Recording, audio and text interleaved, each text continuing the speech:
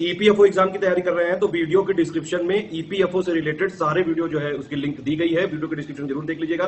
ठीक है, सारे के सारे वीडियो हमारे फ्री थे, फ्री हैं, फ्री रहेंगे हमेशा। ईपीएफओ का एक क्रैश कोर्स भी चल रहा है, आप चाहे तो उसमें एडमिशन ले सकते हैं। जो ईपीएफओ की पीडीएफ होंगी वो पेड ग्रुप वालों को ही मिलेंगी। क्रैश कोर्स में पीडीएफ भी मिलेगी, कंप्लीट गाइडेंस भी मिलेगा, पर्सनल गाइडेंस भी मिलेगा, टेस्ट सीरीज भी मिलेगी, सारे डाउट क्लियर होंगे। ठीक है, ज्यादा जानकारी के लिए 8564880530 9669606608 पे कॉल कर सकते हैं। बाकी यूपीएससी के और प्लस ईपीएफओ के पेड कोर्सेज हमारे चलते रहते हैं। इंस्टाग्राम पे और टेलीग्राम पे जरूर फॉलो करके रखिएगा हमको। देखिए, अगर आप स्टडी फॉर सिविल सर्विसेज से यूट्यूब में जुड़े हैं तो प्लीज हमारा टेलीग्राम और इंस्टाग्राम वाला जरूर ज्वाइन कर लीजिए। टेलीग्राम वाला चैनल और प्लस इंस्टाग्राम वाला पेज, ये इंस्टाग्राम के पेज की लिंक है, studyforcivil.services है ये। ठीक है, इसमें हम लगातार यहाँ पे ये जो होता है इस पे आप टैप करेंगे तो स्टोरी के फॉर्म में करंट अफेयर देते रहते हैं, प्लस और बहुत इंपॉर्टेंट जीके जीएस की करंट अफेयर की पिक देते रहते हैं। इसके बाद ये हाईलाइट जो है इनको जरूर फॉलो करते रहिए, यहाँ पे बहुत सारी इंपॉर्टेंट इन्फॉर्मेशन होती है, प्लस और भी कई सारी पोस्ट होती रहती है, आप इसको ज्वाइन कर लीजिए, बहुत ज्यादा जरूरी है। देखिए, ये वाला फ्री टेलीग्राम जरूर ज्वाइन कर लीजिए, सारी इन्फॉर्मेशन जो है पिक वाला अपडेट सब हम यहीं पे देते हैं। ये हमारे दोनों कॉलिंग नंबर है, आप इस पे कॉल करके अगर चाहे तो पेड ग्रुप ज्वाइन कर सकते हैं, नहीं चाहे तो कोई बात नहीं, सब यहीं पे मिलेगा आपको फ्री। ये मेरा व्हाट्सएप नंबर 7838692618। ये क्विज वाला ग्रुप है भैया, इसको जरूर ज्वाइन कर लेना, इसमें डेली क्विज कराते हैं हम आपके लिए। ठीक है, टॉप 50 की क्विज होती है, दोनों की लिंक डिस्क्रिप्शन में दी। नमस्कार दोस्तों, बार फिर से आपका बहुत बहुत स्वागत है स्टडी फॉर सिविल सर्विसेज में। और मैं एसके त्रिपाठी आज आप सभी के साथ जो हमारी ईपीएफओ प्रीलिम्स के लिए टेस्ट सीरीज चल रही है उसमें से फुल लेंथ टेस्ट नंबर 6 को हम यहाँ पर डिस्कस करेंगे, कंप्लीट करेंगे।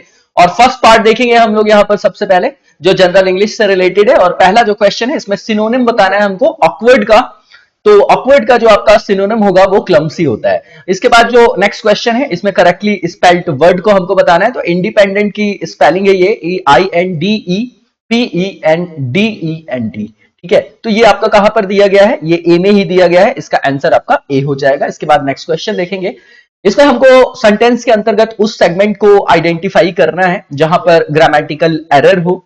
ठीक है, जो आपके गिवन यहां पर ऑप्शन है उनमें से। तो लिखा हुआ है सेंटेंस आपका, the city of Banaras is widely known from its Ghats and temples.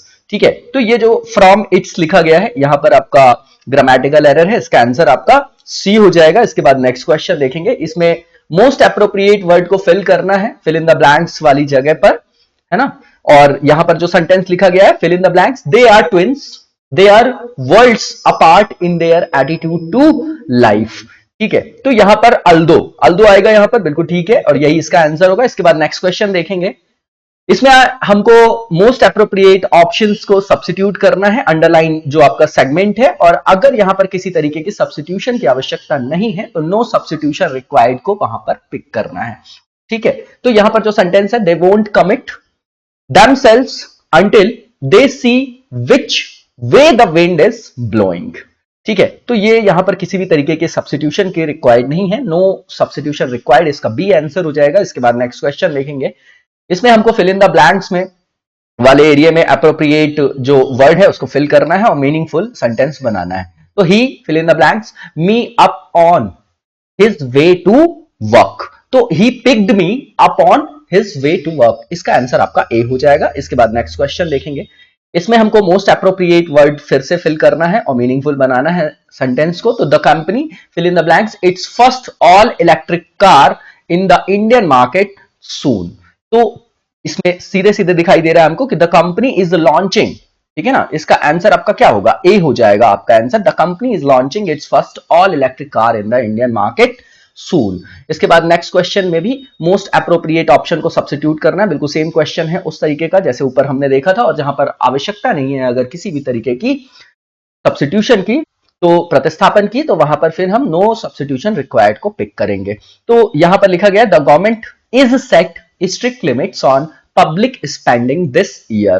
ठीक है, तो यहां पर द गवर्नमेंट इस सेट नहीं होगा, द गवर्नमेंट हैज सेट होगा। ठीक है ना, has set strict limits on public spending this year. तो इसका आंसर आपका डी हो जाएगा, हैज सेट हो जाएगा। इसके बाद नेक्स्ट क्वेश्चन देखेंगे, और जो नेक्स्ट क्वेश्चन है 1 2 3 4 लिखा हो या ABCD, इसमें कंफ्यूज मत होइएगा। नेक्स्ट वन जो क्वेश्चन है आपका, select the most appropriate word fill in the blanks वाले एरिया में और मीनिंगफुल सेंटेंस बनाना है हमको सेंटेंस को। तो conservative parents usually do not give their fill in the blanks for uncommon career choices of their children। ठीक है, तो यहां पर consent आएगा, क्या आएगा, do not give their consent। ठीक है, तो इसका आंसर आपका ए हो जाएगा। इसके बाद नेक्स्ट क्वेश्चन देखेंगे हम, और इसमें हमको फिर से जो भी मोस्ट अप्रोप्रिएट, जो सर्वाधिक उपयुक्त ऑप्शन होगा उसको सब्स्टिट्यूट करना है अंडरलाइंड सेगमेंट में, और उसके बाद अगर जरूरत नहीं है वहां पर किसी भी तरीके की सब्स्टिट्यूशन की, तो नो सब्स्टिट्यूशन रिक्वायर्ड को पिक करना है ऑप्शंस में से। तो the new product will be arrive on supermarket shelves early next year. ठीक है, तो इसमें विल अराइव ऑन होगा, ठीक है ना, विल अराइव ऑन होगा, इसका आंसर आपका बी हो जाएगा। इसके बाद नेक्स्ट क्वेश्चन देखेंगे, यहां पर एंटोनिम बताना है आपको परसुएड का, है ना, परसुएशन, परसुएड आपने सुना होगा, तो इसका जो आपका एंटोनिम होगा वो क्या होगा, आपका डिसुएड होगा। ठीक है, डिसुएड होगा, सी में दिया गया है। इसके बाद नेक्स्ट क्वेश्चन देखेंगे, और जो नेक्स्ट क्वेश्चन है इसमें हमको सेलेक्ट करना है वर्ड को which means the same as the group of words given, है ना, वर्ड्स जो शब्द दिए गए। A young child just beginning to walk, a young child just beginning to walk, तो इसका आपका टॉडलर हो जाएगा जो कि ए में दिया गया है। इसके बाद नेक्स्ट क्वेश्चन देखेंगे, यहां पर जो आइटम दिया गया है उसकी मीनिंग बताना है, एप्पल्स एंड ऑरेंजेस। ठीक है, तो ये डिफरेंट थिंग्स है, इसका मतलब आपका बी हो जाएगा। इसके बाद नेक्स्ट क्वेश्चन है, इसमें फ्रजाइल का आपको एंटोनिम बताना है, तो फ्रजाइल का देखिए आपको समझ में आ रहा होगा, फ्रजाइल मतलब भंगुर, तो टफ होगा, तो 14 का आपका सी हो जाएगा। इसके बाद नेक्स्ट क्वेश्चन देखेंगे, आइडेंटिफाई करना है इसमें सेगमेंट को सेंटेंस के अंतर्गत, which contains the grammatical error. ठीक है, ऑप्शंस में से ही started life as a teacher before turn to journalism, तो यहां पर आप देखेंगे कि बिफोर टर्न जो आपका है यहां पर जो है एरर है। ठीक है, तो बिफोर टर्न जो आपका आंसर हो जाएगा डी हो जाएगा। इसके बाद नेक्स्ट क्वेश्चन देखेंगे, यहां पर सेलेक्ट करना है वर्ड को which means the same as the group of words given. Resistance, जो रेजिस्टेंट है ये resistant to a particular infection. ठीक है, तो ये जो है आपका इम्यूनिटी से रिलेटेड है, इम्यून होगा। इसके बाद नेक्स्ट क्वेश्चन देखेंगे, यहां पर करेक्टली स्पेल्ड वर्ड को बताना है, और वो भी डेफिनेटली की जो स्पेलिंग है वो बताना है, बिल्कुल इजी है, डीई डेफिनेटली। ठीक है, तो ये आपका कहां दिया गया है, बी में दिया गया है, इसका आंसर आपका बी हो जाएगा। इसके बाद नेक्स्ट क्वेश्चन देखेंगे, और जो नेक्स्ट क्वेश्चन है इसमें आइडेंटिफाई करना है हमको सेगमेंट को सेंटेंस के अंतर्गत जिसमें ग्रामेटिकल एरर है। तो Jaipur which is renowned for its architecture was founded about 300 years ago। ठीक है, तो इसमें जयपुर विच इज, ये जो है रिनोन, जो ये आपका सेगमेंट है, यहां पर आपका क्या है, ग्रामेटिकल एरर है, डी हो जाएगा इसका आंसर। इसके बाद नेक्स्ट क्वेश्चन देखेंगे, इसमें सिनोनिम बताना है आपको डेडिकेट का, है ना, तो डेडिकेशन, डिवोशन, ये सब आप लोगों ने सुना होगा, इसका आंसर आपका डिवोट हो जाएगा जो कि आपका फोर्थ में दिया गया है, डी में। इसके बाद नेक्स्ट पार्ट देखेंगे हम, और यहां पर जो पहला क्वेश्चन है इसमें पूछा जा रहा है कि after allowing a 10% discount on the market price of an article a dealer makes a profit of 5%, मतलब वो 10% डिस्काउंट देने के बाद भी 5% का प्रॉफिट कमाता है। तो what is the market price if the cost price of the article is 300? तो बिल्कुल सिंपल है, इसका आंसर आपका हो जाएगा 350 रुपीज। ठीक है ना, ये क्वेश्चन इसीलिए यहां पर एलोबरेट नहीं किए जा रहे क्योंकि आप लोगों ने जो प्रैक्टिस जिस तरीके से कर रखी है, सबके अपने अपने तरीके होते हैं, है ना। इन क्वेश्चंस में ये नहीं होता कि नहीं आता था इसलिए नहीं बना, यहां पर टाइम कंस्ट्रेंट होता है, तो आप लोग रेगुलर प्रैक्टिस करते रहिए इसके बारे में। ठीक है, तो इसका आंसर आपका डी हो जाएगा 350। इसके बाद नेक्स्ट क्वेश्चन देखेंगे, इसमें पूछा जा रहा है if the 6 digit number 479xyz is exactly divisible by 7, 8, 11 and 13 then y plus x divided by x is equal to, है ना, फ्रैक्शन है पूरा और ये निकालना है, तो ये आपका पूरा एक्सप्रेशन दे रखा है।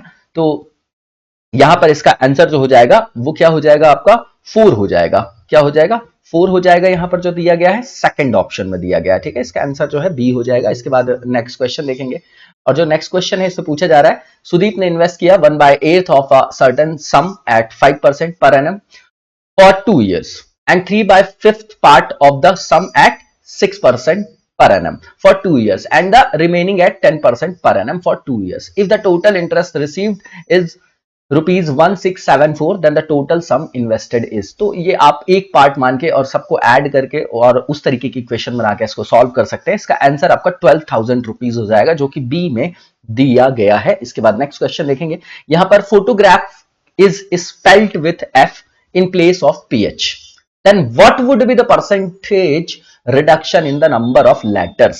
ठीक है, तो इसका जो आपका आएगा वो 20% आएगा जो कि आपका सी में दिया गया है। इसके बाद नेक्स्ट क्वेश्चन देखेंगे, इसमें पूछा जा रहा है कि एक व्यक्ति को जो दूरी तय करना है है ना। तो a person has to travel a distance of 30 kilometre, 30 kilometre करना है। He finds that he has covered 5/6, मतलब 5/6 पार्ट उन्होंने कर लिया है, ठीक है। तो 5/6 इंटू 30 आपका कितना 25 हो जाएगा। Of the distance in 3 hours and 20 minutes, what is his speed in kilometre per hour, ठीक है। तो इसका जो आंसर हो जाएगा 7.5 आ जाएगा आपका, ठीक है, 7.5 आ जाएगा जो बी में दिया गया है। इसके बाद नेक्स्ट क्वेश्चन देखेंगे, यहां पर पूछा जा रहा है at what percentage rate compound interest compounded annually for a sum of rupees 40,000 will amount to rupees 44,100 in 2 years, है ना। तो उसमें परसेंटेज बताना है आपको, तो वो आपका 5 आएगा। इसके बाद नेक्स्ट क्वेश्चन देखेंगे और इसमें पूछा जा रहा है the average run rate of a cricket team during the first 20 over 4.5, what would be the asking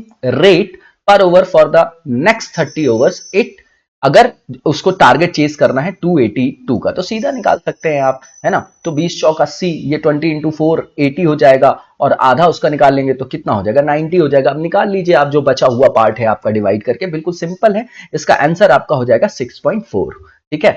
तो जो सी में दिया गया है। इसके बाद नेक्स्ट क्वेश्चन देखेंगे और इसमें पूछा जा रहा है the speed of 2 railway engine is in the ratio 5:4 if they move on parallel tracks in the same direction and if the slower engine is ahead of the faster engine by 8 km when the latter starts, then how far will the faster engine have to travel before it overtakes the slower one, ठीक है। तो इसका जो आपका answer आएगा जब आप solve करेंगे तो 40 आएगा, इसका सी है आंसर। इसके बाद नेक्स्ट क्वेश्चन देखेंगे, इसमें एक बॉक्स के बारे में बता रहे हैं जो कंटेन कर रहा है 2 ब्लू और 7 red balls, out of which 2 balls are drawn without peeping inside the box. What is the probability that at least 1 ball will be blue, है ना। ब्लू की प्रोबेबिलिटी हमको यहां पर निकालना है, तो इसका जो आएगा 5/12 आ जाएगा। कितना आ जाएगा 5/12 आ जाएगा, जो कि डी में दिया गया है। इसके बाद नेक्स्ट क्वेश्चन देखेंगे हम लोग, और जो नेक्स्ट क्वेश्चन है इसमें पूछा जा रहा है कि किसी बॉक्स में 15 बल्ब्स हैं, ठीक है, उसमें से 5 जो है डिफेक्टिव हैं, 3 जो बल्ब है वो रिमूव किए जाते हैं inside the box without looking into the box.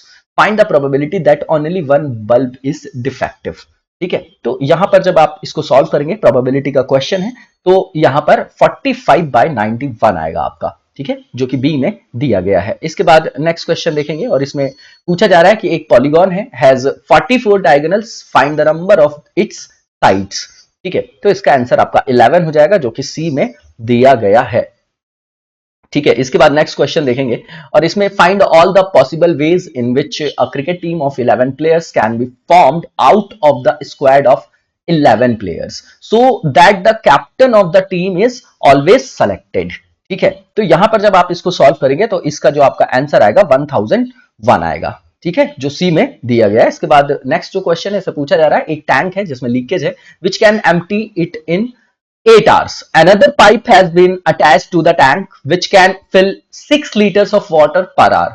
The pipe is open, but due to perforation, the tank empties in 12 hours. What is the capacity of the tank? तो यहां पर जब आप कैपेसिटी को फाइंड करेंगे तो 144 लीटर्स आएगा, जो आपका सी में दिया गया है। इसके बाद नेक्स्ट क्वेश्चन देखेंगे और इसमें पूछा जा रहा है, एक विद्यार्थी है जिसने A student was asked to divide a number by 3, but उनसे पूछा जा रहा है question, but instead of dividing it, he accidentally multiplied the number by 3 and got 29.7. So what was the correct answer? तो क्या करेक्ट आंसर होगा उसका, है ना, जो क्वेश्चन पूछा जा रहा था। तो 3.3 होगा, जो कि ए में दिया गया है, ए में दिया गया है आपका, ठीक है। इसके बाद नेक्स्ट क्वेश्चन देखेंगे और यहां पर पूछा जा रहा है, after giving 2 successive discount each of X% on the market price of an article, total discount जो है वो 259.20 का होता है। If the market price of the article is ₹720, then the value of X is, है ना, X की value हमको फाइंड करनी है। यहां पर जब आप निकालेंगे तो 20 आएगा, जो कि आपका सी में दिया गया है। इसके बाद नेक्स्ट क्वेश्चन देखेंगे। इस क्वेश्चन में पूछा जा रहा है कि एक क्लास है उसमें 60 स्टूडेंट्स है, 45 स्टूडेंट्स पसंद करते हैं म्यूजिक, 50 स्टूडेंट्स जो हैं वो डांस, और 5 जो स्टूडेंट्स हैं आपके वो क्या करते हैं, कुछ भी पसंद नहीं करते। Those who do not like to either of these activities, the number of students in the class is known who do like both the activities are, ठीक है। तो जब इसको आप उसी तरीके से डायग्राम बना के इंटरसेक्शन बना के निकालेंगे तो इसका जो आपका आंसर निकलेगा वो निकलेगा आपका 40, जो कि बी में दिया गया है। इसके बाद नेक्स्ट क्वेश्चन देखेंगे। इससे पूछा जा रहा है कि 2 पैरेलल साइड्स हैं ट्रेपेजियम की जो 27 सेंटीमीटर और आपका 13 सेंटीमीटर है रिस्पेक्टिवली क्रमशः। If the height of the trapezium is 8 centimetre then what is its area in metre square. Metre square में पूछ रहे हैं ये आपके, है ना, ये ध्यान देना है, सेंटीमीटर से ये मीटर स्क्वायर में फिर आपका चेंज कर दिया है यहां पर, ठीक है ना। जो आंसर हमको फाइंड करना है मीटर स्क्वायर में, तो जब आप ये फाइंड करेंगे तो आपका जो आंसर निकलेगा 0.016 मीटर स्क्वायर निकलेगा, स्क्वायर मीटर निकलेगा। इसके बाद जो नेक्स्ट क्वेश्चन है इसे पूछा जा रहा है 60 जो डिस्क है आपकी, ठीक है, each of diameter 21 centimetre and thickness of 1/3 centimeter are stacked one above the other to form a right circular cylinder. What is its volume in meter cube if pi is equal to 22/7?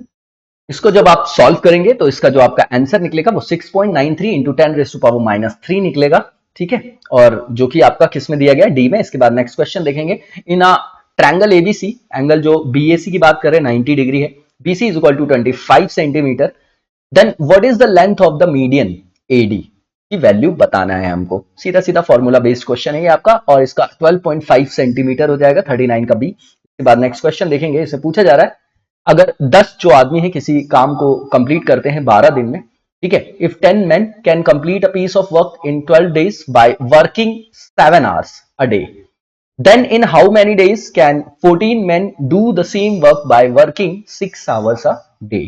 ठीक है, तो इसका जब आप answer find करेंगे तो 10 दिन आएगा आपका, जो कि आपका सी में दिया गया है। इसके बाद नेक्स्ट क्वेश्चन देखेंगे। इस क्वेश्चन में पूछा जा रहा है a boy from school A and 6, मतलब 4 बॉयज हैं, अ बॉय नहीं है, जो आपके 4 बॉयज हैं फ्रॉम स्कूल ए और 6 बॉयज जो है आपके school B, together can set up an exhibition in 5 days. Which 5 boys from school A and 10 boys from school C together can do in 4 days, or 3 boys from school B and 4 boys from school C together can do in 10 days? Then how many boys from school can set up the exhibition in 1 day? ठीक है, तो ये उसी तरीके से जैसे काम और समय वाला टाइम एंड वर्क देखते हैं वैसा ही है ये भी आपका, ठीक है। तो इसका आंसर आपका 20 हो जाएगा, जो कि बी में दिया गया है। इसके बाद नेक्स्ट क्वेश्चन देखेंगे। इसमें पूछा जा रहा है select the option that is related to the third word in the same way as the second word is related to the first word. तो वर्क है, ठीक है, फिर आपका जूल लिखा है, फिर आपका प्रपोर्शन लगाया है, एरिया, और उसके बाद वहां पर संबंध स्थापित रिलेशन हमको बताना है एक तरीके से यहाँ पर, है ना, जो रिलेटेड हो आपका। तो इसमें जब आप फाइंड करेंगे तो इसका जो आपका आंसर आएगा वो आएगा हेक्टेयर, ठीक है, हेक्टेयर आएगा, जो कि आपका डी में दिया गया है। इसके बाद नेक्स्ट क्वेश्चन देखेंगे। इसमें पूछा जा रहा है in a certain code language browse is written as GUYQTD, how will जो आपका अमालगम लिखा गया है be written as in that language. तो जब आप कोड को फाइंड करेंगे इसमें, तो इसमें जो आंसर आएगा आपका OCINCOC आएगा, जो कि बी में दिया गया है। इसके बाद जो नेक्स्ट क्वेश्चन है हमारा, इसे पूछा जा रहा है कि 4 members have been given out of which 3 are like in some manner and 1 is different. Select the number that is different from the rest. ठीक है, तो यहां पर जो आप जब इसको सॉल्व करेंगे तो जो इसका आंसर आपको मिलेगा वो 255 मिलेगा, जो ए में दिया गया है। इसके बाद नेक्स्ट क्वेश्चन देखेंगे। इसमें पूछा जा रहा है in a certain code language जो N है is coded as 30, COT is coded as 78, how will PET be coded as in that language. तो जब आप इसकी कोडिंग को फाइंड करेंगे और उसको जब सॉल्व करेंगे तो इसका जो आंसर आएगा वो 84 आएगा, जो कि 4 में मतलब डी में दिया गया है। इसके बाद नेक्स्ट क्वेश्चन है, इसमें स्टेटमेंट्स दिए गए हैं और इनकरेक्ट को हमको पिक करना है। तो लिखा गया है plane mirror always forms virtual and erect images, है ना। तो ये तो आपका जो पहला है वो सही है आपका, और आपको क्या बताना है, इनकरेक्ट बताना है। जो दूसरा लिखा गया है the image form by the plane mirror is always larger than the object, तो दूसरा आपका स्टेटमेंट गलत है, इनकरेक्ट ही बताना था, तो ओनली सेकंड इसका आंसर आपका बी हो जाएगा। इसके बाद नेक्स्ट क्वेश्चन देखेंगे और इसमें पूछा जा रहा है स्टेटमेंट देके कि इनकरेक्ट ऑप्शन को हमको पिक करना है। तो Hargobind Khorana is credited with the discovery of first ever artificial gene. जो पहला स्टेटमेंट आपका लिखा गया है यहां पर, तो ये तो आपका ठीक है। दूसरा जो स्टेटमेंट है, हरगोबिंद खुराना जो है receive Nobel prize in chemistry, तो दूसरा स्टेटमेंट आपका गलत है और गलत ही बताना था, तो ओनली सेकंड इसका भी आंसर आपका बी हो जाएगा। और इसके बाद नेक्स्ट क्वेश्चन देखेंगे और इसमें पूछा जा रहा है स्टेटमेंट देके कि कौन सा जो है आपका ट्रू स्टेटमेंट है उसको पिक करना है। तो पहला जो IRAD के बारे में लिखा है, the integrated road accident database was recently launched by Indian prime minister Narendra Modi. तो यहां पर जब आप देखेंगे कि पहला स्टेटमेंट जो लिखा है ये आपका गलत है, ठीक है। और जो दूसरा स्टेटमेंट है आपका कि the above mentioned system was recently developed by IIT Madras, तो बिल्कुल ठीक है। Only second statement is right, इसका आंसर आपका बी ओनली सेकंड हो जाएगा। इसके बाद नेक्स्ट क्वेश्चन देखेंगे और इसमें पूछा जा रहा है क्वेश्चन में स्टेटमेंट देके कि करेक्ट जो भी आपका स्टेटमेंट है उसको पिक करके बताइए। तो पहला ये कि जो आपका Tata institute of fundamental research है has recently developed a chemical free hand sanitiser, तो ये आपका गलत है पहला स्टेटमेंट। और दूसरा जो है USA has begun the first human trial to evaluate vaccine against कोविड-19, ये ठीक है आपका। ओनली सेकंड इसका आंसर हो जाएगा जो कि बी में दिया गया है। इसके बाद नेक्स्ट क्वेश्चन देखेंगे और इसमें भी स्टेटमेंट देके पूछा जा रहा है कि जो आपका करेक्ट स्टेटमेंट है उसको आप बताइए। तो जो पहला लिखा गया है कि सॉलिड कार्बन डाइऑक्साइड जो होता है is known as dry ice, है ना, तो बिल्कुल ठीक है जो पहला स्टेटमेंट है आपका। दूसरा जो है we can overcome the permanent hardness of water just by boiling it, तो ऐसा नहीं है, ठीक है ना। दूसरा स्टेटमेंट आपका गलत है, पहला आपका सही है। और जो तीसरा स्टेटमेंट है the sound waves can not travel in vacuum, ठीक है। फर्स्ट एंड थर्ड जो स्टेटमेंट है आपके ट्रू है और इसका जो आपका आंसर हो जाएगा वो आपका सी हो जाएगा। इसके बाद नेक्स्ट क्वेश्चन देखेंगे और इसमें पूछा जा रहा है स्टेटमेंट देके कि इनकरेक्ट स्टेटमेंट कौन से हैं। तो पहला जो है the dissolution of essential nutrients in the blood stream is known as assimilation, assimilation, ठीक है, जो पहला लिखा गया है यहां पर, तो बिल्कुल ठीक है। दूसरा ये कि the release of cellular energy from the essential nutrients is known absorption, मतलब अवशोषण कहलाता है वो, ठीक है ना। भोजन के आवश्यक पोषक तत्वों से कोशिकीय ऊर्जा का जो निर्गमन होता है उसको अवशोषण कहा जाता है, दूसरा स्टेटमेंट लिखा गया, बिल्कुल ठीक है। तीसरा ये कि चेहरे में मौजूद जो आपकी हड्डियां होती हैं वो कुल संख्या जो उनकी होती है 22 होती है। The number of facial bones are 22, मतलब 22, तो इसका आंसर आपका ऑल ऑफ द अबव हो जाएगा जो कि आपका डी में दिया गया है। इसके बाद नेक्स्ट क्वेश्चन देखेंगे और इस क्वेश्चन में स्टेटमेंट देके पूछा जा रहा है कि रॉन्ग स्टेटमेंट्स कौन से हैं उनको बताइए। तो पहला ये कि calcination is done in the presence of oxygen, ठीक है ना, इनकरेक्ट बताना है हमको यहां पर, तो पहला तो इनकरेक्ट है। दूसरा ये carbon dioxide is an example of inorganic compound, जो दूसरा लिखा गया है, तो ये तो आपका स्टेटमेंट सही है और हमको इनकरेक्ट बताना है ना। और ये आपका पहला वाला क्या है, इनकरेक्ट है, याद रखिएगा, उस हिसाब से मैंने सही बोला था कि calcination is done in the presence of oxygen, तो ये आपका गलत है और गलत ही पिक करना है, इसलिए हमारा आंसर हो गया। दूसरा जो है carbon dioxide is an example of inorganic compound, तो ये जो है आपका सही है ना, हमको गलत पिक करना है। और तीसरा जो है carbonic acid is an example of organic compound, तो पहला और तीसरा जो आपका स्टेटमेंट है यहां पर वो आपका गलत है और गलत ही बताना था, तो आंसर हमारा 1 और 3 ओनली हो जाएगा सी। इसके बाद नेक्स्ट जो क्वेश्चन है इसमें स्टेटमेंट देके पूछा जा रहा है इनकरेक्ट कौन से हैं। तो पहला ये कि जो मिथाइल ऑरेंज है shows red colour in the basic medium, पहला बिल्कुल गलत है आपका। दूसरा ये मिथाइल जो ऑरेंज है shows yellow colour in the neutral medium, और तीसरा methyl orange shows orange colour in the acidic medium, है ना। तो तीनों के तीनों गलत है आपके, इनकरेक्ट बताना था, ऑल ऑफ द अबव हो जाएगा, तीनों गलत है इसमें आपके स्टेटमेंट। और नेक्स्ट जो क्वेश्चन है इसमें स्टेटमेंट देके पूछा जा रहा है कि ट्रू कौन से स्टेटमेंट्स हैं, सही को पिक करना है हमको। पहला ये the process of fermentation is involve in the production of biogas, ठीक है ना, करेक्ट बताना है हमको, बिल्कुल ठीक है जो पहला स्टेटमेंट।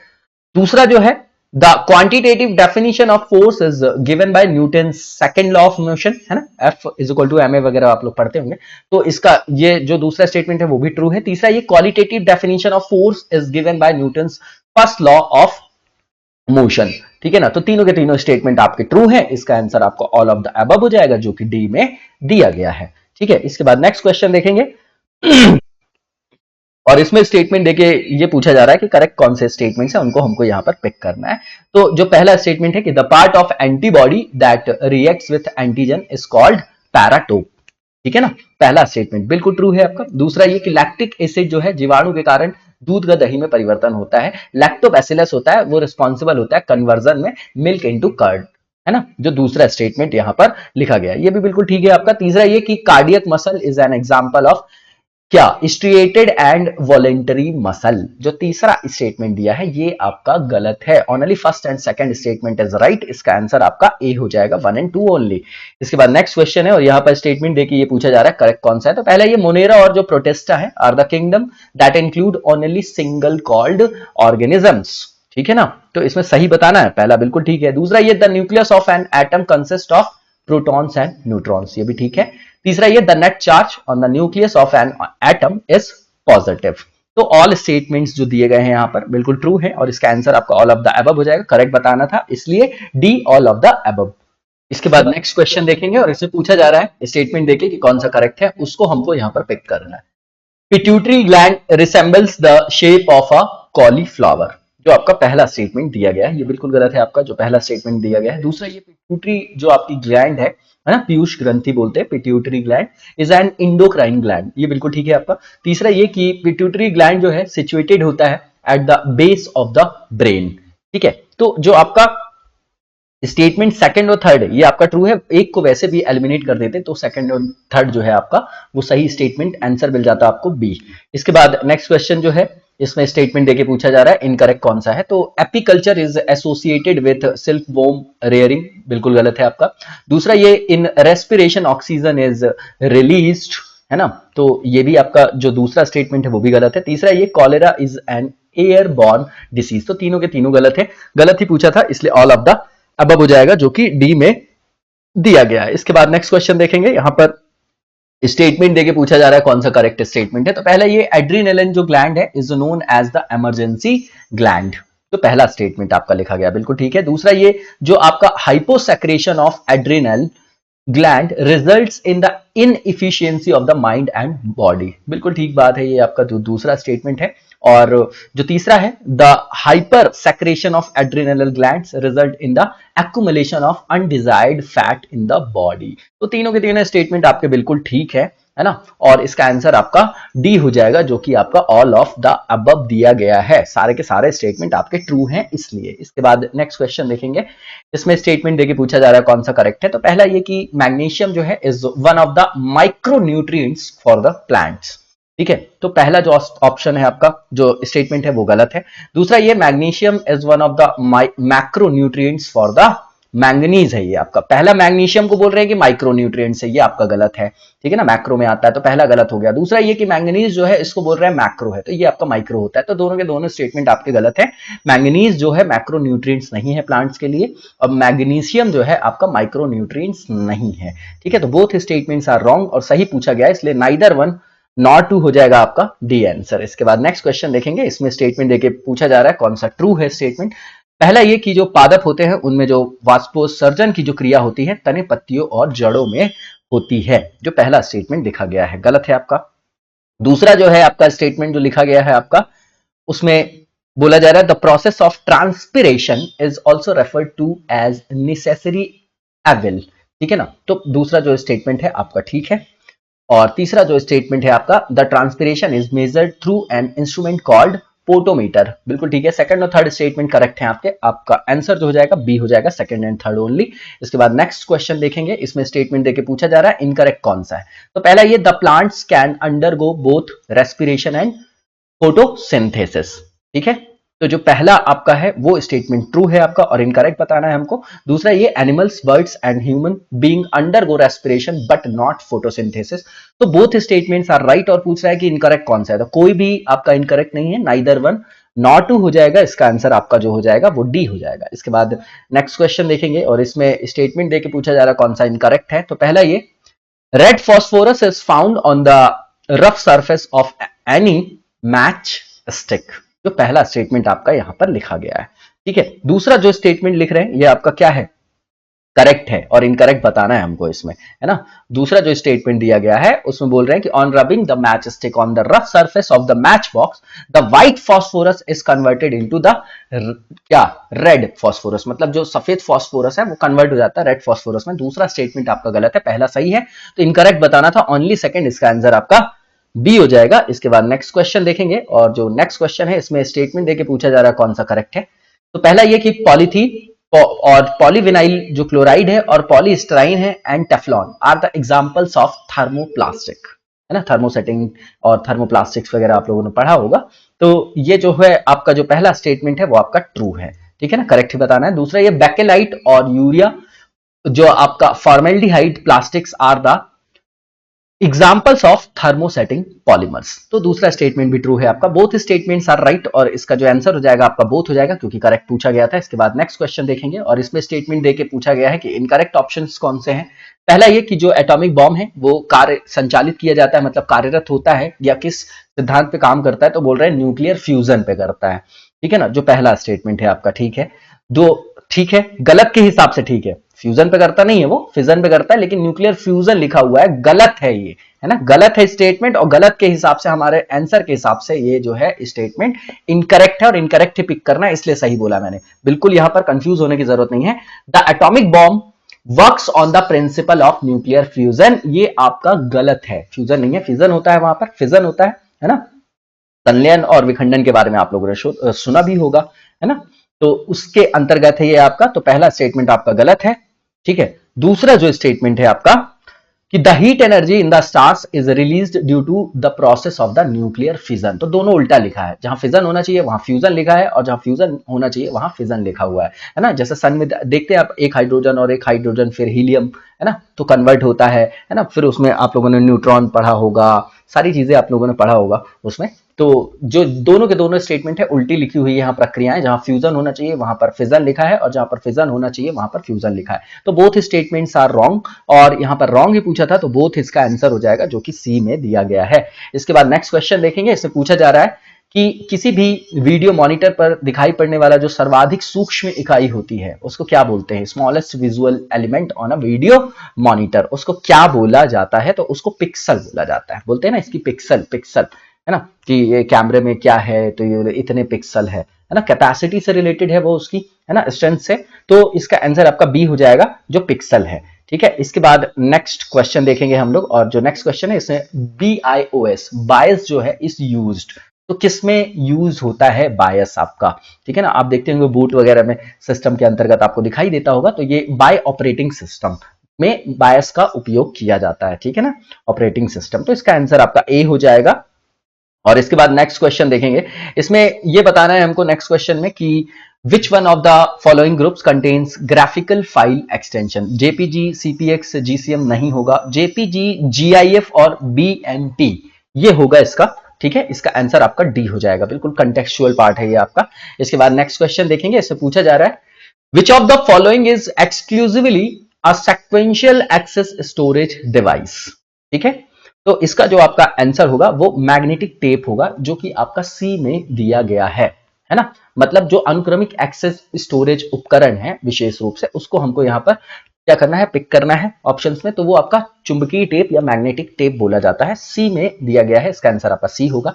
इसके बाद नेक्स्ट क्वेश्चन है, इससे पूछा जा रहा है कि Vivek has created a story of 10 pages but only wants to print the first 2 pages, which printer command should he choose, कौन से जो मतलब प्रिंटर कमांड को वो उसमें से चूज करेगा, ठीक है। तो जो पहला यहां पर लिखा गया है प्रिंट ऑल, फिर प्रिंट फ्रॉम 1 to 2, तो बिल्कुल 2 ही चाहिए तो 1 to 2 ही लिखेगा, तो इसका आंसर आपका क्या हो जाएगा, बी हो जाएगा, ठीक है, बिल्कुल सिंपल है। इसके बाद नेक्स्ट क्वेश्चन देखेंगे, इससे पूछा जा रहा है कि which of the following is not a mode of workers participation in management, ठीक है, तो वर्क्स कमेटी में होते हैं, एम्प्लॉइज स्टॉक ऑप्शन प्लान इसमें नहीं होते हैं, ठीक है ना, और यही जो है आपका आंसर हो जाएगा। बाकी जॉइंट मैनेजमेंट काउंसिल और joint committee for policy formulation उसमें भी उनका पार्टिसिपेशन होता है, तो तरीका नहीं, प्रबंधन में श्रमिकों की भागीदारी का तरीका नहीं पूछा है, इसलिए आंसर आपका बी होगा। बताइएगा डीपीएसपी में ऐसा कौन सा आर्टिकल है जहां पर श्रमिकों के प्रबंधन में भागीदारी की बात की गई है, 43 है कि 44 है कि 45 है कि 42 है, कौन सा आर्टिकल है बताइएगा आप लोग, है ना, डीपीएसपी के अंतर्गत, इसका आंसर आपका बी हो जाएगा। इसके बाद नेक्स्ट क्वेश्चन देखेंगे, इससे पूछा जा रहा है which of the following is not a bipartite body, ठीक है, तो work committee, canteen committee, safety committee और स्टैंडिंग लेबर कमेटी, तो इसका जो आंसर हो जाएगा स्टैंडिंग लेबर कमेटी हो जाएगा, ये आपका द्विदलीय निकाय नहीं है, ठीक है ना, बाकी सब हैं आपके जो तीनों के तीनों आपके ऊपर दिए गए हैं, तो इसका आंसर आपका डी हो जाएगा, नहीं पूछा था इसलिए। इसके बाद जो नेक्स्ट क्वेश्चन है, इससे पूछा जा रहा है कि कौन सी जो बॉडी है वो जो आपका ट्राईपार्टाइट बॉडी नहीं है ना, त्रिपक्षीय, ठीक है, तो इसमें क्या क्या दिया गया है आपका इंडियन लेबर कॉन्फ्रेंस ये है आपका, स्टैंडिंग लेबर कमेटी दिया गया है आपका, ये भी है, ज्वाइंट मैनेजमेंट काउंसिल ये नहीं है आपका, ट्रीपार्टाइट बॉडी जो आपका ट्राइपार्टाइट बॉडी जिसको आप बोलते हैं त्रिपक्षीय वो निकाय ये नहीं है, ठीक है। तो इसका आंसर आपका सी हो जाएगा। मिनिमम वेजेस एडवाइजरी बोर्ड भी होता है, तो इसका आंसर आपका सी हो जाएगा क्योंकि नॉट पूछा है। इसके बाद नेक्स्ट क्वेश्चन देखेंगे, इससे पूछा जा रहा है कि under whose regime as union labor minister majority of courts were involved by the central government, ठीक है। तो ये आपके गुलजारी लाल नंदा हैं, इसका आंसर आपका क्या हो जाएगा, बी हो जाएगा, ठीक है। बिल्कुल कंटेक्चुअल पार्ट है, देख जाइएगा, इंपॉर्टेंट है। Which of the following practices lead to democracy in trade unions, ठीक है। तो इसमें जो पहला है रेगुलर मीटिंग्स, बिल्कुल ठीक है। फेयर एंड टाइमली इलेक्शंस, ये भी ठीक है। Audit of accounts of union, ये भी ठीक है। तो ऑल ऑफ द अबव होगा, इसका आंसर आपका डी हो जाएगा।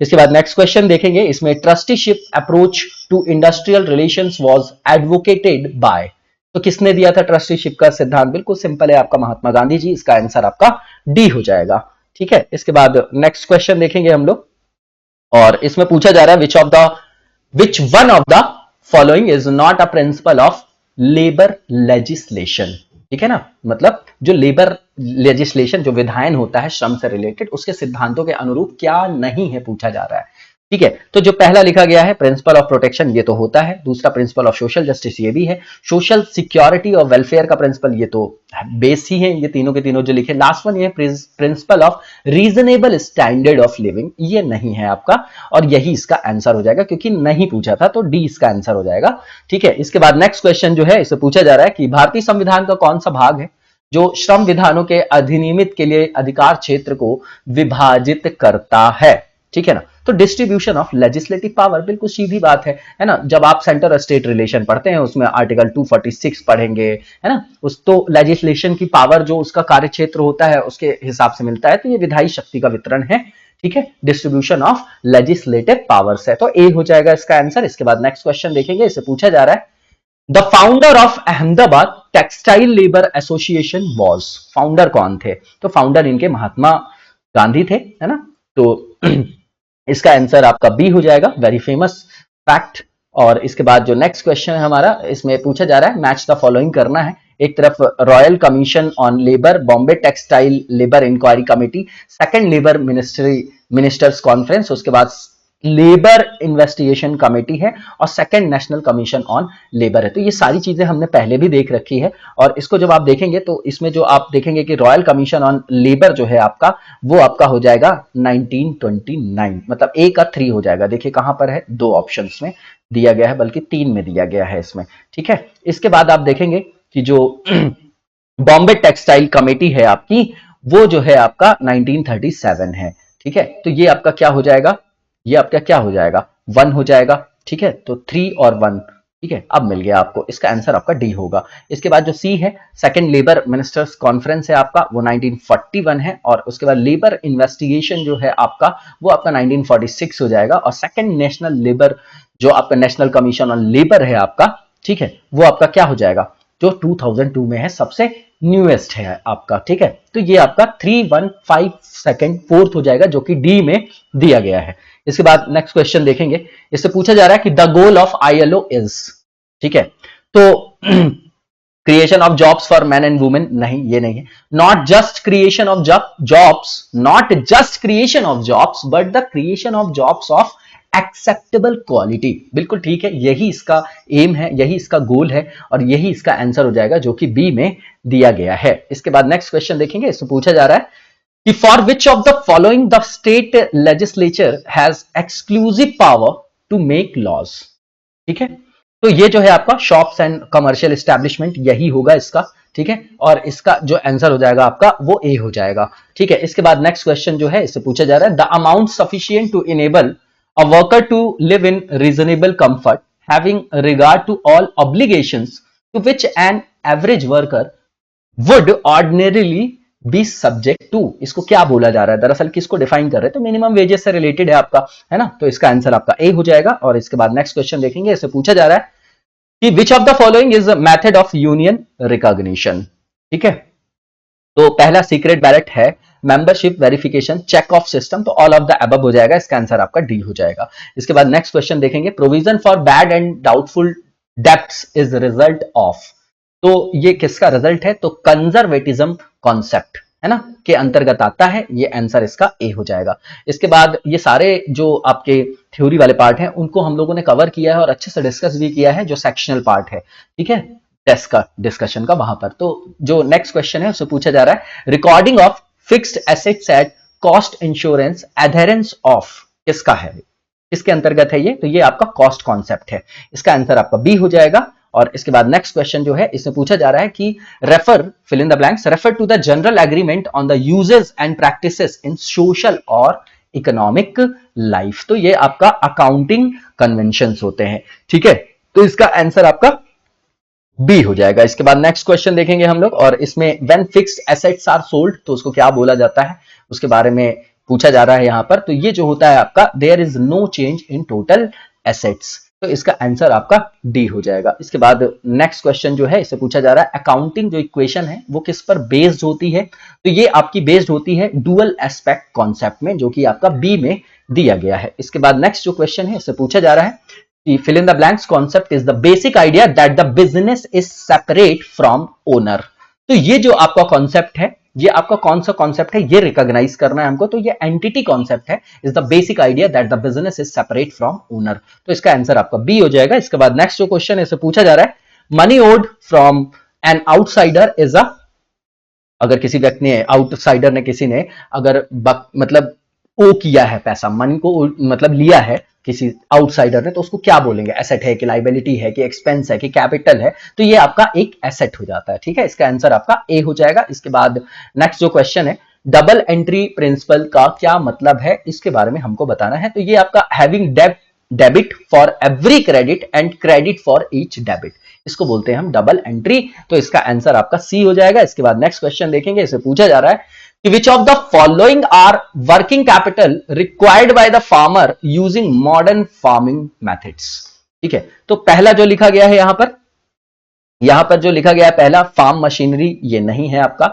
जो दूसरा लिखा गया सोलर वाटर पंप सेट, ये भी नहीं है। तीसरा जो लिखा गया है यहां पर इलेक्ट्रिसिटी, ये बिल्कुल है, कार्यशील पूंजी के अंतर्गत आएगा। इसके बाद जो आपका यहां पर हाई यील्ड वैरायटी सीड से ये भी आएगा, फर्टिलाइजर भी इसके अंतर्गत आएगा, लेकिन डैम्स नहीं आएगा। तो जो कार्यशील पूंजी के अंतर्गत electricity, high yield variety seeds और फर्टिलाइजर्स आएंगे। तो 3, 4, 5 आपका बी में दिया गया है। इसका आंसर आपका बी हो जाएगा। इसके बाद नेक्स्ट क्वेश्चन देखेंगे, यहां पर पूछा जा रहा है which of the following are related to human poverty. ठीक है, तो जो पहला लिखा गया है इनकम, बिल्कुल ठीक है। Job, education, health, caste system, gender, तो ऑल ऑफ द अबव इसका आंसर हो जाएगा, ठीक है, जो कि आपका सी में दिया गया है। इसके बाद नेक्स्ट क्वेश्चन देखेंगे, और जो नेक्स्ट क्वेश्चन है इसे पूछा जा रहा है कि कौन सा स्टेटमेंट आपका करेक्ट है, उसको पिक करना है। पहला ये कि education is a state subject under schedule 7 of Indian constitution. ठीक है, जो पहला तो बिल्कुल गलत है आपका, ये तो कॉन्करेंट लिस्ट में आता है। उसके बाद only education can facilitate individual as well as societal development, जो दूसरा तो ओनली लग गया इसलिए गलत है। एक बहुत महत्वपूर्ण जो है आपका वो क्या है, ये डोमेन है शिक्षा, है ना, शिक्षा और स्वास्थ्य, जिससे फिर हम मानव विकास की तरफ बढ़ते हैं, मानव संसाधन की तरफ बढ़ते हैं, है ना, फिर सामाजिक पूंजी, फिर आपका राष्ट्रीय पूंजी, है ना, सोशल कैपिटल, नेशनल कैपिटल, तो वो सब आप लोगों ने पढ़ा होगा। तो ये जो है आपका दूसरा स्टेटमेंट ओनली लगने की वजह से गलत हो गया। तो बोथ स्टेटमेंट्स आर रॉन्ग, और इसका जो आंसर हो जाएगा वो नन हो जाएगा, जो कि सी में दिया गया है। ठीक है, इसके बाद नेक्स्ट क्वेश्चन देखेंगे, और इसमें स्टेटमेंट्स दिए गए हैं, पूछा जा रहा है कौन सा इनकरेक्ट है। तो पहला ये कि जो इन्फेंट मोर्टेलिटी रेट है is the death of a child below 1 year of age. ठीक है ना, 1 ईयर ऑफ एज, और इसमें इनकरेक्ट को बताना है हमको, ठीक है ना, इनकरेक्ट को बताना है। तो इनकरेक्ट पूछ रहा है, और ये आपका बिल्कुल सही है, जो पहला स्टेटमेंट है आपका। ठीक है, उसके बाद birth rates is the number of babies born और for every 1000 people during a particular period of time. तो ये भी आपका बिल्कुल सही है स्टेटमेंट, है ना। और लास्ट जो है डेथ रेट जो है is the number of people per 1000 who die during a particular period of time. तो तीनों के तीनों स्टेटमेंट सही है, और गलत पूछा जा रहा है तो कोई भी गलत नहीं है, यहां पर नन हो जाएगा इसका आंसर, जो आपका डी में दिया गया है, क्योंकि सारे स्टेटमेंट्स ट्रू हैं। इसके बाद जो नेक्स्ट क्वेश्चन है उसे पूछा जा रहा है कि कौन से स्टेटमेंट्स आपके ट्रू हैं, उसके बारे में बताना है हमको। तो पहला जो स्टेटमेंट है, poverty line estimation in India is based on the consumption expenditure and not on the income levels, जो पहला दिया बिल्कुल ठीक है आपका पहला स्टेटमेंट। दूसरा ये है head count ratio is related to hunger. दूसरा जो है आपका स्टेटमेंट गलत है, पहला जो है आपका स्टेटमेंट सही है, ठीक है ना। और जब आप रेशियो देखते हैं नंबर ऑफ पुअर्स को, जब डिवाइड करते हैं टोटल पॉपुलेशन को, है ना, और उसको परसेंटेज में एक्सप्रेस करते हैं, तब उसको हेड काउंट रेशियो बोलते हैं। इसलिए जो है दूसरा स्टेटमेंट आपका गलत है, पहला स्टेटमेंट बस आपका सही है और इसका आंसर आपका ओनली 1A हो जाएगा। इसके बाद नेक्स्ट क्वेश्चन देखेंगे हम लोग, और जो नेक्स्ट क्वेश्चन है इससे पूछा जा रहा है स्टेटमेंट देके कि कौन सा करेक्ट है, उसको आइडेंटिफाई करना है हमको। पहला ये लिखा है कि human resource can help us tap on demographic dividend in India.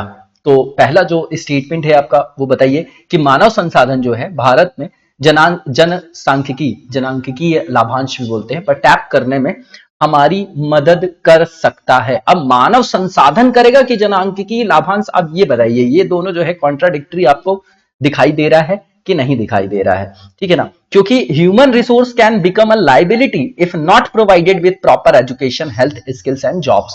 तो भैया ये जो है कॉन्सेप्चुअल पार्ट है ना, और ये पहला जो स्टेटमेंट है वो आपका गलत है। दूसरा जो है human capital can help us to tap on demographic dividend in India, ठीक है ना। तो मानव पूंजी जो है आपकी वो भारत में जनांकिकी लाभांश भी बोलते हैं, उस पर टैप करने में हमारी मदद कर सकती है। तो only second statement is right. इसका जो आपका आंसर हो जाएगा, ओनली 2 दिया गया है डी में, डी हो जाएगा। इसके बाद नेक्स्ट क्वेश्चन देखेंगे, इसे पूछा जा रहा है कि फूड सिक्योरिटी जो है इंश्योर की जा सकती है किसके द्वारा? एक्सेसिबिलिटी, अफोर्डेबिलिटी, अवेलेबिलिटी, ये तीनों चीजें तो होंगी ही, ये डायरेक्टली टैगलाइन ही उठाया गया। उसके बाद अकाउंटेबिलिटी और आंसरेबिलिटी, है ना, उत्तरदायित्व तो लिख दिए हैं इसको, आपके रिस्पॉन्सिबिलिटी है और आंसरेबिलिटी लिख दिया है, यहाँ पर आंसरेबिलिटी लिखा है ना, कि कोई जवाब दे वहां पर, उत्तरदायित्व तो ले उसका, तो ऑल ऑफ द अबव हो जाएगा, इसका आंसर आपका ए हो जाएगा, ठीक है। इसके बाद नेक्स्ट क्वेश्चन देखेंगे, इससे पूछा जा रहा है भारत में उर्वरक की जो खपत है उसके संदर्भ में यहां पर स्टेटमेंट्स दिए गए हैं, बताना है कौन सा करेक्ट आपका कोड है।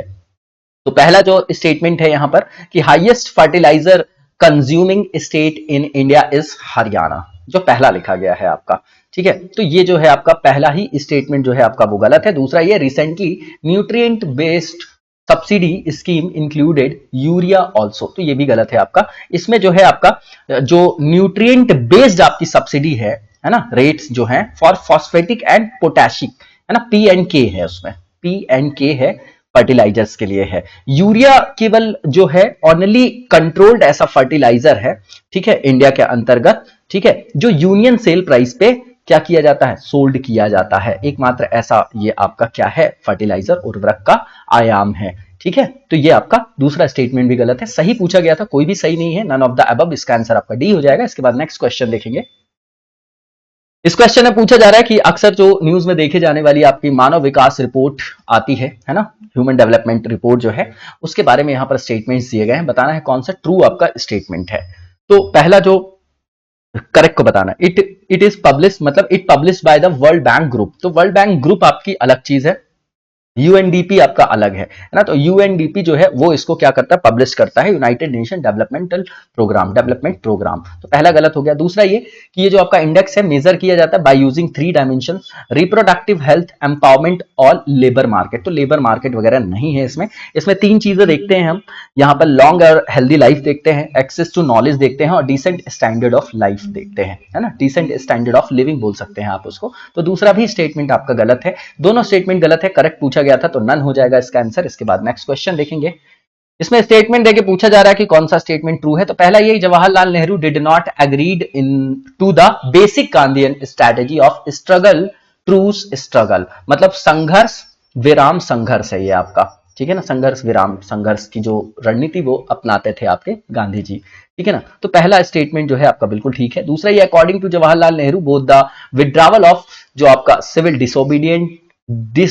डिसोबीडियंस मूवमेंट जो है and entry in the legislative councils represented as a spiritual defeat and a surrender of ideals of the national movement. तो दूसरा स्टेटमेंट भी जो है आपका वो ट्रू है।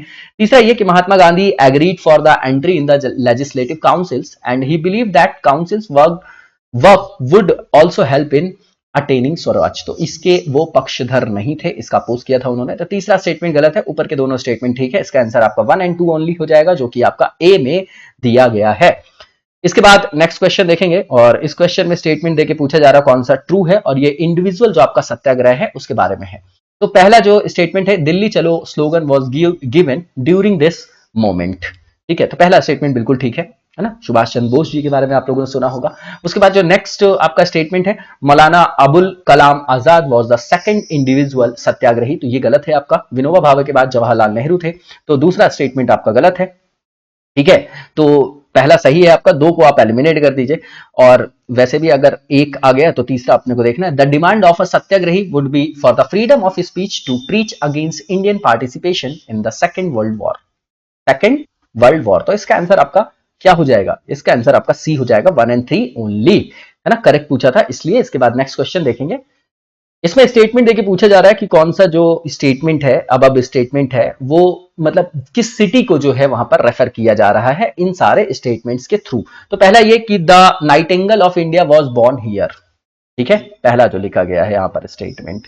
ठीक है, दूसरा जो है Gandhi जी's decision to adopt and his first public appearance in the attire of a dhoti and shawl was here. उसके बाद some of the earliest works in Tamil were supposed to have been composed and compiled in the assemblies that were held in this city. ये important हो गया, है ना, इसी से आप यहाँ पर पिक कर जाते, है ना। तमिल एपिक वगैरह की बात की जा रही है, तो शिल्पद्दिकारम है ना, ठीक है, तो उसके बारे में है। ठीक है, वहां पर कोवलन और कन्नगी की मतलब स्टोरी वगैरह है, आप लोगों ने देखा होगा। तो ये जो है तीसरा। उसके बाद Kannagi in the famous Tamil epic Silappatikaram destroys this entire city. ठीक है, तो ये किसके बारे में बात कर रहे हैं? तो भैया ये मदुरई के बारे में बात कर रहे हैं। इसका आंसर आपका मदुरई हो जाएगा, जो सी में दिया गया है। इसके बाद नेक्स्ट क्वेश्चन देखेंगे, और नेक्स्ट क्वेश्चन जो है इसे पूछा जा रहा है कि he constituent assembly was constituted in November 1946 under the scheme formulated by cabinet mission plan. What was या were जो slash were the silent features of the assembly. ठीक है, तो पहला जो लिखा गया इसमें the जो असेंबली थी had representation from both British India and princely states, पहला ठीक है। दूसरा ये जो सिस्टम था प्रोपोर्शनल रिप्रेजेंटेशन का था जो अडॉप्ट किया गया था, दूसरा स्टेटमेंट भी आपका बिल्कुल ठीक है। तीसरा statement there was no communal representation in the assembly, ये गलत है। ठीक है, इसके बाद the assembly included important ministers of the British cabinet as ex officio members, तो ये भी गलत है। Only first and second statement जो है आपके वो करेक्ट है, और करेक्ट ही बताना था हमको, इसलिए इसका आंसर आपका ए हो जाएगा। ठीक है, इसके बाद नेक्स्ट क्वेश्चन देखेंगे। इससे पूछा जा रहा है जो हिस्टोरिक आपका ऑब्जेक्टिव रेजोल्यूशन था, ठीक है, जेएलएन ने पेश किया था, ठीक है, आपको पता भी होगा 13 दिसंबर 1946 है। तो वो जो पास किया गया था वो कब पास किया गया था ये पूछा जा रहा है ना, पास्ड इन। तो इसका जो आपका आंसर होगा बिल्कुल कंटेक्चुअल पार्ट है ये आपका, कॉन्स्टिट्यूएंट असेंबली इन 1946, इसका आंसर आपका बी हो जाएगा। इसके बाद नेक्स्ट क्वेश्चन देखेंगे, और इस क्वेश्चन में पूछा जा रहा है ब्रिटिश संसद के द्वारा इनमें से कौन से जो एक्ट्स हैं उसमें ब्रिटिश सरकार को कंपनी के मामलों और भारत में उसके प्रशासन पर अंतिम नियंत्रण प्रदान किया था, किसके द्वारा किया गया था? ठीक है ना, तो ये आपका पिट्स इंडिया एक्ट है 1784 से, है ना, रेगुलेटिंग एक्ट के बाद आता है 1784 में पिट्स इंडिया एक्ट, उसी के द्वारा दिया गया था, तो इसका आंसर आपका सी हो जाएगा। इसके बाद नेक्स्ट क्वेश्चन देखेंगे, इससे पूछा जा रहा है which of these acts for the first time provided for the association of Indians with the executive councils of the viceroy and introduced the system of communal representation, तो यहीं से आपको पकड़ में आ गया होगा, मॉर्लेमेंटो है ये आपका एक्ट ऑफ 1909, इसका आंसर आपका क्या हो जाएगा? ए हो जाएगा। इसके बाद नेक्स्ट क्वेश्चन देखेंगे, इसमें पूछा जा रहा है कि India ceased to be a British dominion on, India ceased to be a British dominion on, तो इसका जो आपका आंसर होगा वो आपका क्या हो जाएगा? जनवरी 26, 1950, ठीक है ना, तो बिल्कुल ठीक है, इसका आंसर आपका सी होगा। बिल्कुल सिंपल क्वेश्चन है आपका ये। इसके बाद नेक्स्ट क्वेश्चन जो है इससे पूछा जा रहा है जो सिस्टम डायरार्की का था, द्वैध शासन का, वो इंट्रोड्यूस किया गया by the government of India act जो है आपका 1919, मॉन्टेग्यू चैम्सफोर्ड, ठीक है ना, तो उसके बारे में उसका क्या मतलब है? तो पहला ये both centre and provincial legislature had the power of legislate in their own sphere, गलत है। दूसरा ये both the British Parliament and the central legislature had the right to make laws for India, गलत है। Certain subjects were developed to the Indian members of the Viceroy Executive Council, जो आपकी council थी, viceroy की जो कार्यकारिणी परिषद, executive council जिसको बोलते हैं, certain others to the British members of the executive council, तो कोई भी नहीं है इसके अंतर्गत जो भी अर्थ दिया गया है। इसमें आप लोगों को पता होगा कि कुछ आरक्षित और कुछ आपके क्या थे, ट्रांसफरेबल बनाए गए थे, कुछ रिजर्व सब्जेक्ट बनाए गए थे, वो भी कॉन्ट्राडिक्टरी थे, ठीक है ना, तो इसका जो आंसर हो जाएगा नन ऑफ द अबव हो जाएगा, जो कि आपका डी में दिया गया है। ठीक है। आप देखेंगे कि इसमें 1990 का जो एक्ट था उसमें रिलैक्स किया था सेंट्रल को over the provinces by demarcating and separating the central and provincial subject, ठीक है, सेंट्रल और प्रोविंशियल सब्जेक्ट्स को। फिर यही प्रांतीय स्वायत्तता जो है 1935 के एक्ट से फिर इंडिया को मिलेगी, ठीक है ना। तो इसका आंसर आपका नॉन ऑफ द अबव हो जाएगा। इसके बाद नेक्स्ट क्वेश्चन देखेंगे हम लोग, और जो नेक्स्ट क्वेश्चन है उससे पूछा जा रहा है स्टेटमेंट देके कि कौन सा आपका ट्रू है स्टेटमेंट, वो बताना है हमको। तो पहला जो स्टेटमेंट है कि बंगाल में वॉरेन हेस्टिंग्स द्वारा शुरू की गई सबसे पहली जो भूमि राजस्व समझौता था, इस धारणा पर बनाया गया था कि सभी भूमि जो है वो सोवरेन है, आपकी संप्रभु है।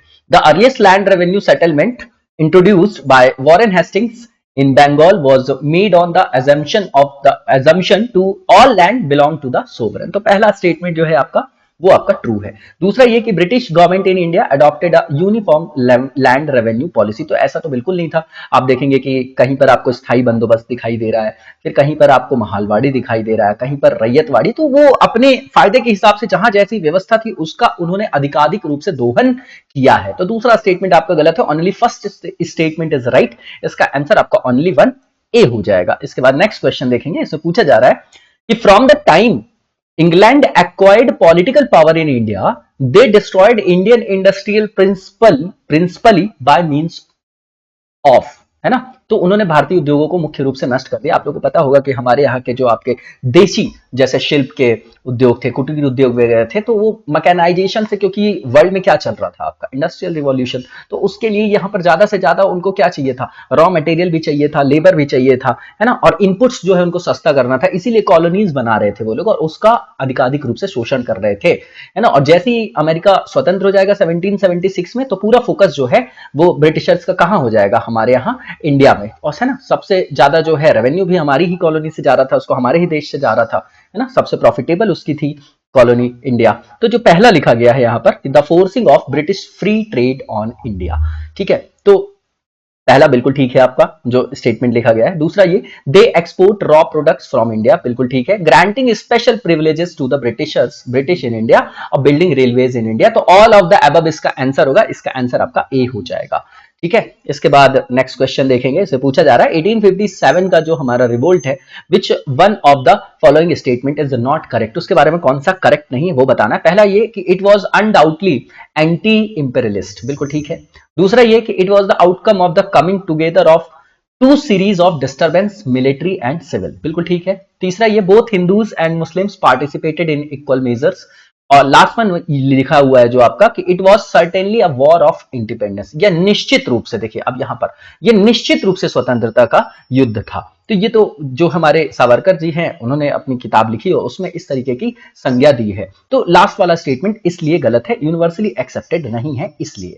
तो इसका आंसर आपका क्या हो जाएगा, डी हो जाएगा, ठीक है। इसके बाद नेक्स्ट क्वेश्चन देखेंगे हम लोग, और इसमें पूछा जा रहा है कि consider some of causes which accounted for the social and cultural awakening in 19th century, ठीक है।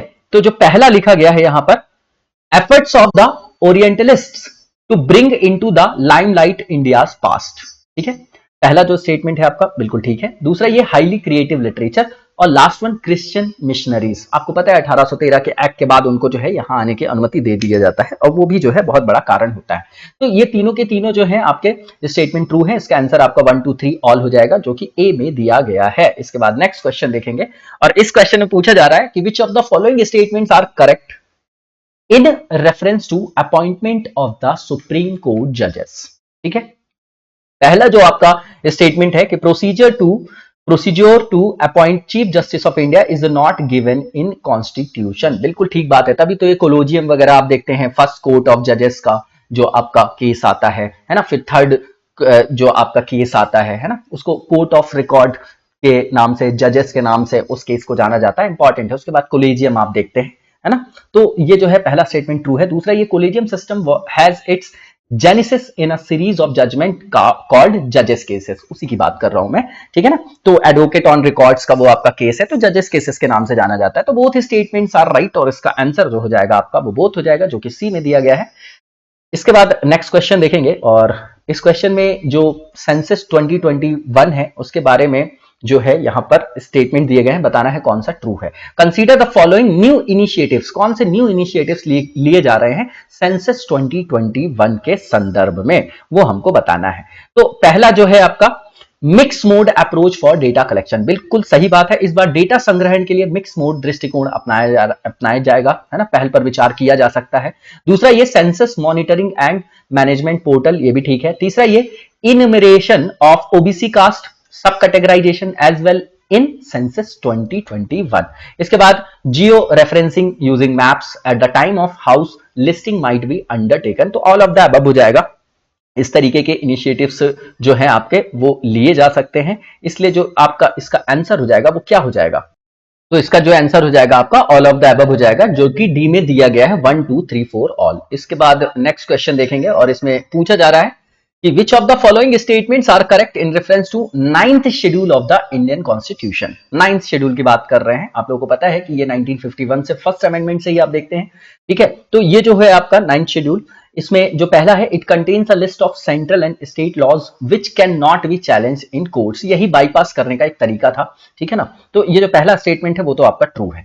दूसरा जो है, it was added with the 7th amendment, तो ये गलत है आपका, ठीक है ना। It was added with the first amendment in 1951, ठीक है ना। पहला ही जो स्टेटमेंट है केवल सही है आपका, दूसरा गलत है। तो only first statement is right, इसका आंसर आपका ए हो जाएगा। इसके बाद नेक्स्ट क्वेश्चन देखेंगे और इसमें लिखा गया है right to vote is a, तो देखिए ये यूपीएससी ने अपने आंसर्स की में इसको दिया है कॉन्स्टिट्यूशनल राइट, और हम भी उसी को मानेंगे क्योंकि आर्टिकल 326 से वो आपका डिराइव होता है।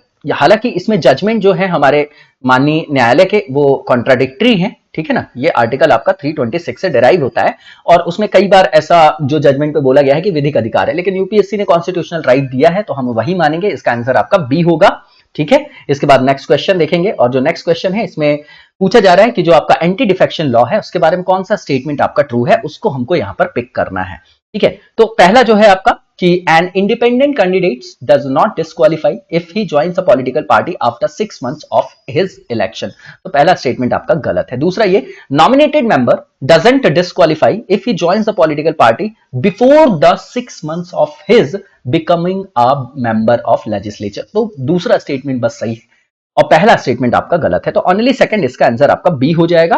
इसके बाद नेक्स्ट क्वेश्चन देखेंगे और लास्ट क्वेश्चन है आज के टेस्ट का। इसमें पूछा जा रहा है कि which of the following statements are correct in reference to jurisdiction of high court, ठीक है। तो इसमें जो पहला दिया गया है ओरिजिनल ज्यूरिसडिक्शन, जिसको प्रारंभिक क्षेत्राधिकार बोलते हैं, बिल्कुल ठीक है, जैसे सुप्रीम कोर्ट के लिए 131 में है। तो दूसरा जो है अपिलिएट है ज्यूरिसडिक्शन, तीसरा जो है सुपरवाइजरी है और लास्ट जो है फेडरल ज्यूरिसडिक्शन। तो ये तो आप वैसे भी देख के समझ जाएंगे कि फेडरल ज्यूरिसडिक्शन क्यों आएगा इसके अंतर्गत। तो इसका जो आंसर होगा 1 2 3 होगा, ठीक है। केवल ओनली 1 2 3 जो कि सी में दिया गया है। इसी के साथ आज के वीडियो को यहीं पर विराम देंगे, नेक्स्ट वीडियो में कंटिन्यू करेंगे। तब तक लगातार जबरदस्त तरीके से पढ़ते रहिए। Thank you so much, best of luck.